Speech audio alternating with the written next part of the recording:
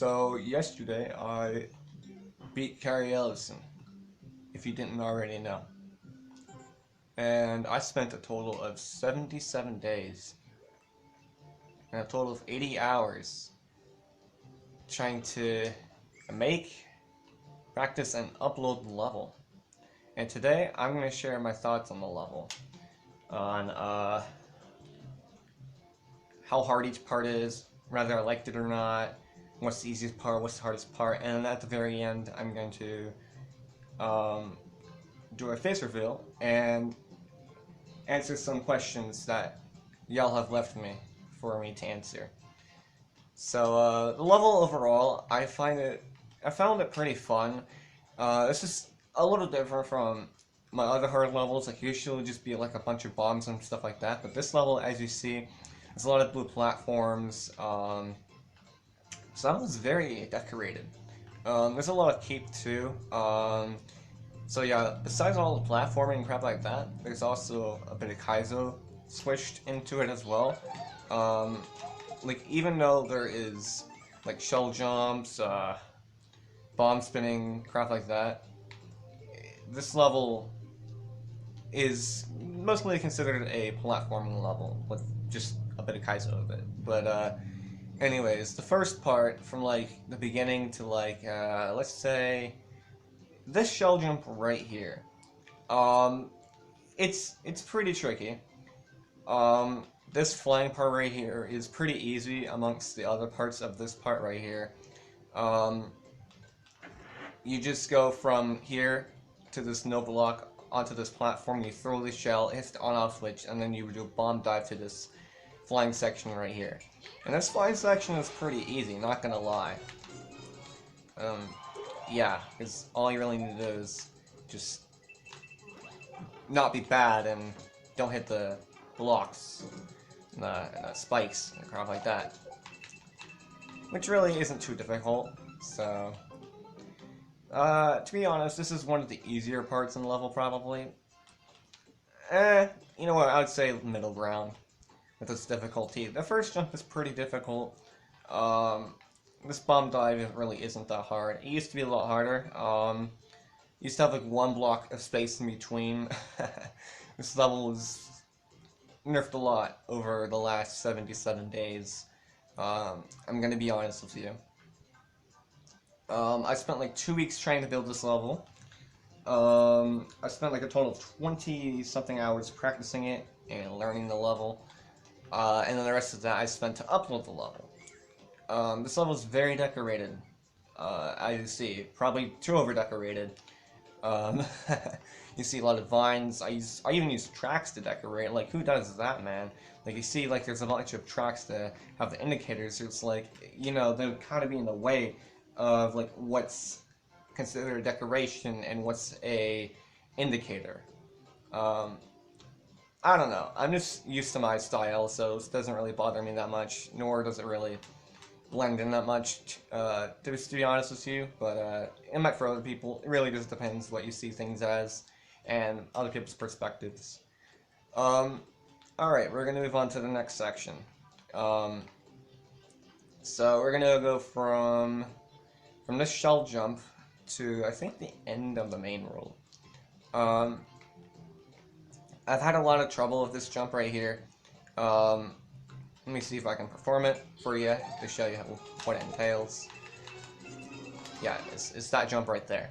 I tried removing these spikes, but that allows too much freedom. So that's technically buffing the level if I remove these spikes, because then, again, it gives you too much freedom in your movement to know where you're going, and it just makes it harder, I guess, to know where you are and crap like that. But, yeah, this part was not nerfed at all. I did nerf this part with the shell jump a little bit because this soul button used to be lower, and this used to be higher, which made it so where it was a controlled shell jump, and I don't want that. I'm the type of person to do controlled shell jumps, and if I want people to have fun in my level, I want them to make it not seem like it's awkward in the movements and crap like that. we all know that controlled shell jumps and controlled stuff in Mario Maker is kind of awkward. Unless you're me, of course. So I made it so where you can do a max shell jump right here. It would make it a little bit more difficult if you did a max shell jump because you have these spikes right here, but it still is possible, obviously. It just makes it a little bit more difficult, rather, if you did a controlled jump. This part right here with the swamp and the wiggler. If you jump onto the left side of it, it will jank out, and I can show this to you. Maybe I'll get it first try. Yep, see, it janks out. It doesn't go immediately, and to avoid this, you have to jump on the right side of the wiggler. So yeah, this saw blade right here. This used to be nerfed? I don't know. I think I slightly nerfed some of this and I slightly buffed some of it. So I'm just gonna say it stays the same. This right here used to have a 2-block space. Like, it used to be like this, I think. Or maybe it was 3. I don't know. But it used to be very, very precise, almost pixel perfect. And yeah, I nerfed it obviously. So yeah. Then you spin onto this bomb. There's 2 ways to do this part actually. Oh my god, what the heck? Come on. There's 2 ways how to do this. You can either just get enough momentum to do that, or you can hit it down here as well. I think the easier way to do it is to just have a lot of momentum and go to these directly. But you know, these spikes are also an issue, so yeah. And then you got this P-Balloon section. I suggest for you to use the D-pad with this part because it's way easier to control with stuff like that. I didn't because I'm a stupid butthead, so yeah. This backward shell jump right here used to cause me a lot of trouble. And if I went back to play this level again, it still would.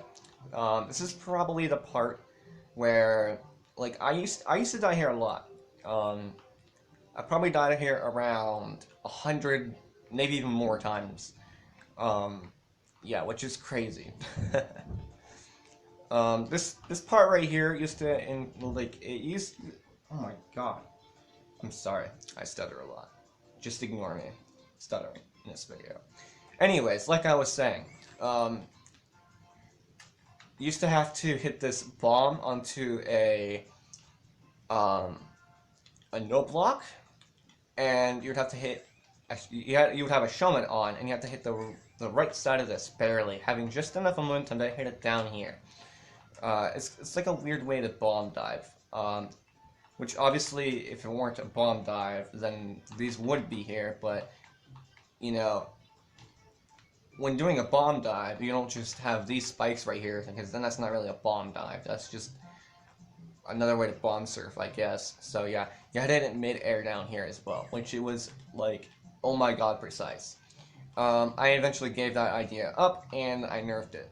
So, and I'm glad I made that move. Alright, to the next part of this level.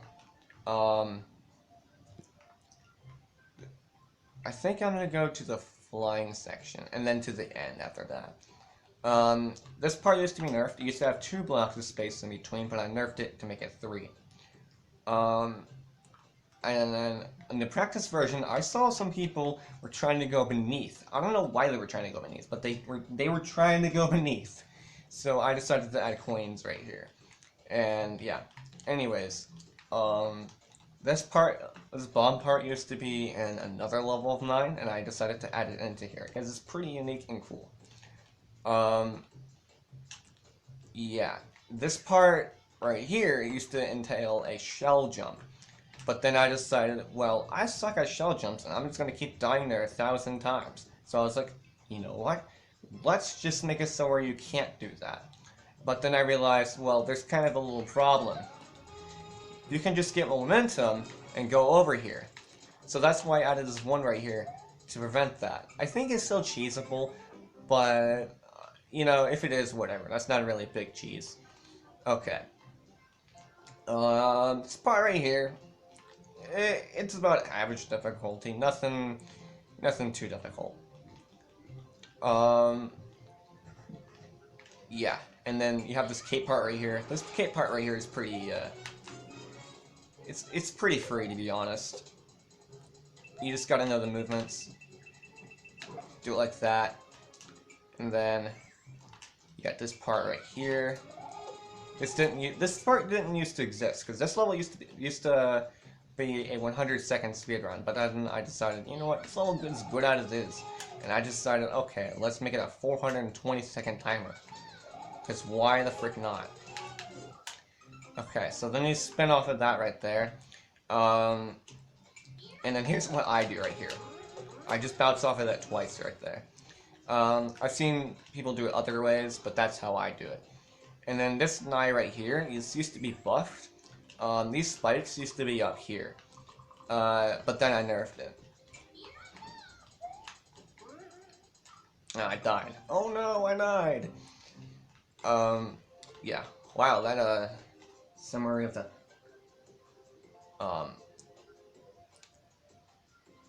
what's it called again? The, subworld was pretty short. So, yeah. Anyways, that's my opinion on this level. It's pretty fun. The gameplay could be improved a little bit. The decoration is very outstanding, and it just makes the level pop out so much. Yeah. Overall, I would consider this level a 9 out of 10. If we're not considering the gameplay, probably like a 9.9 out of 10. I mean, this level is really good level. This is probably the biggest Mario Maker project I have ever been a part of. Okay, so now that this part's done, I am going to do the face reveal, and I am going to answer the questions that I have for you guys. Okay?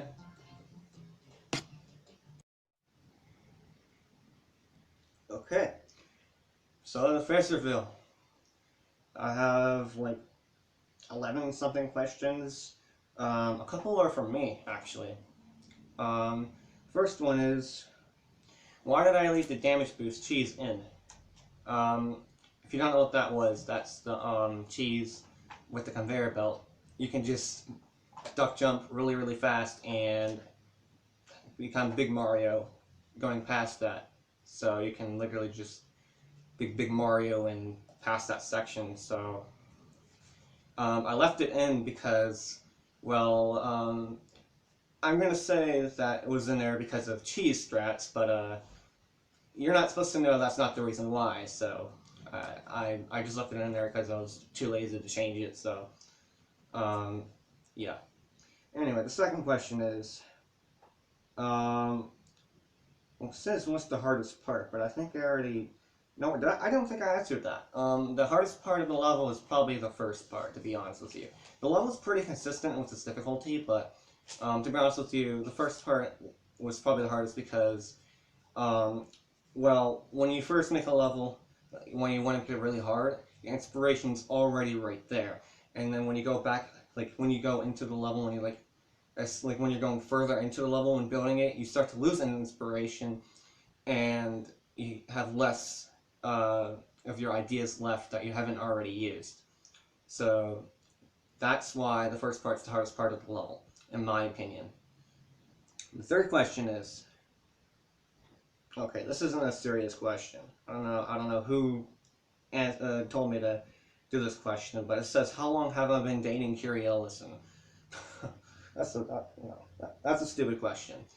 Well, if you want me to answer how long I've been doing Kyrie Eleison, that's 77 days. But hey, I don't know what that question is. I'm just gonna move on. Okay, another not serious question. Which waste management company was your inspiration for? Oh my god, for the level. I'm not going to answer that. That's just a stupid question. Why is it named Kyrie Eleison? So it's named Kyrie Eleison because I saw a level on this game called Geometry Dash that was named Kyrie Eleison, and I decided this is a cool idea. It was a heaven themed level, and I decided, hey, what if I made a heaven themed level? So that's what I decided to do. If you don't know what Kyrie Eleison stands for, it stands for Lord have mercy in Greek. I think that's some like form of Christian music or something like that. I'm not 100% sure, but that's what I think it is. You can look it up if you want. I don't really care. Next question. Another non-serious question. Why am I so sexy? I don't know. I'm just look at me. Wow.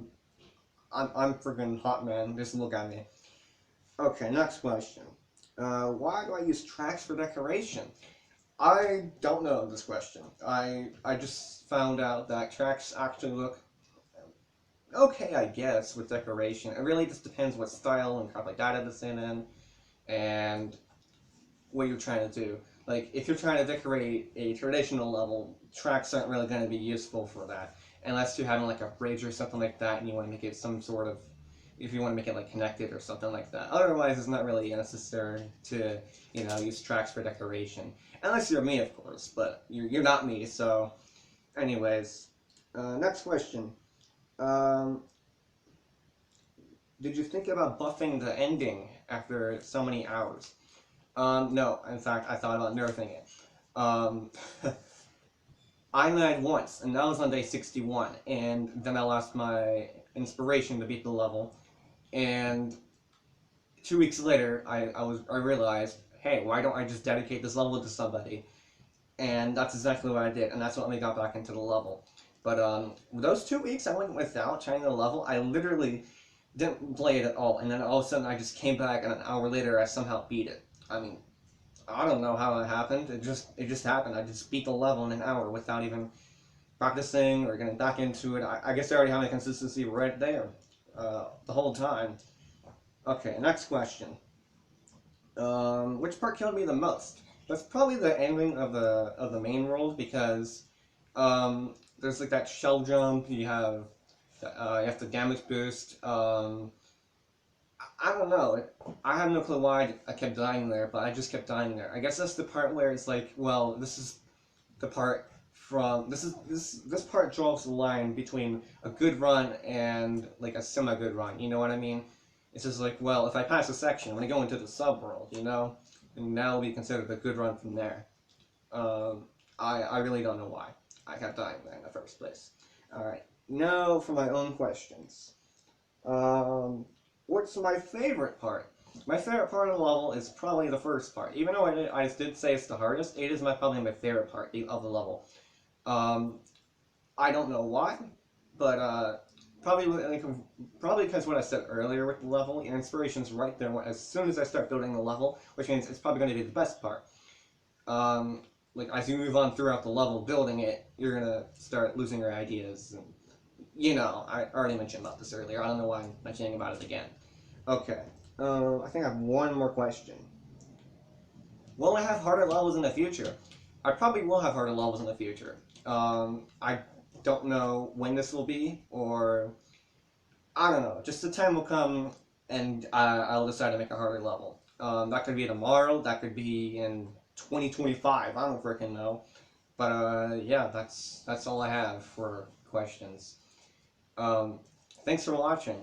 I I don't know what my next video will be, but thanks for watching. I'll see you later.